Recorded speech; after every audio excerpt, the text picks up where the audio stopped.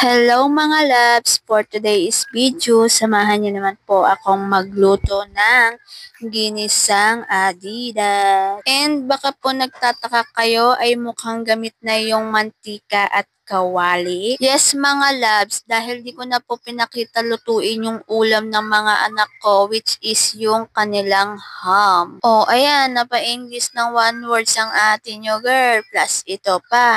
Hala, ang OA mo talaga te. Di mo alam yung nanonood sa'yo na oo yan na. Ay, alam ko yan, self.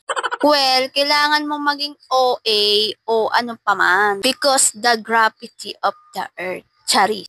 Para nga po kasi hindi masyadong seryoso ang ating content. Kaya kahit paano nilalagyan ko ng ka-OA yan. Kung minsan nga mga loves, dyan mo madadala yung mga manonood na may halong katarantaluhang kwento. Sa susunod mga basher mo na mauurat mo girl.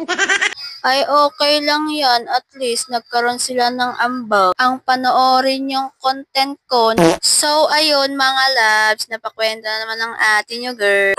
Fast forward na nga po pala tayo dito mga loves. Dito po ay ginigisa ko na lang po ang mga sibuyas, bawang at siling green. At sinunod ko na nga po itong ating Adidas. At aking na po itong ginisa.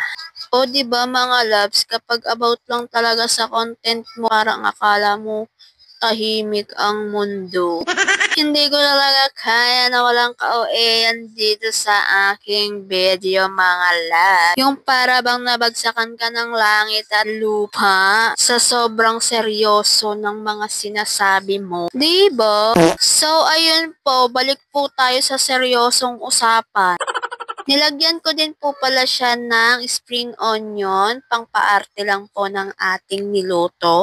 Chari! Pandagdag din po yan sa aking panlasa. Ang arte mo naman magsalita, girl.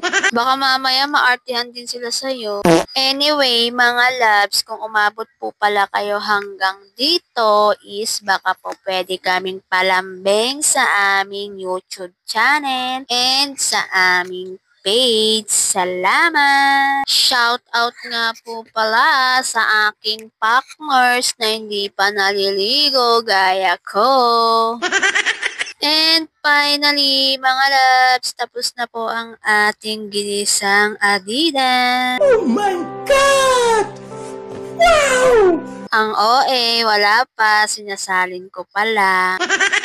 Okay, intro, pasa! Oh my God! Wow! So, paano ba yan mga loves? Kainan na! Kain po tayo! Thank you for watching!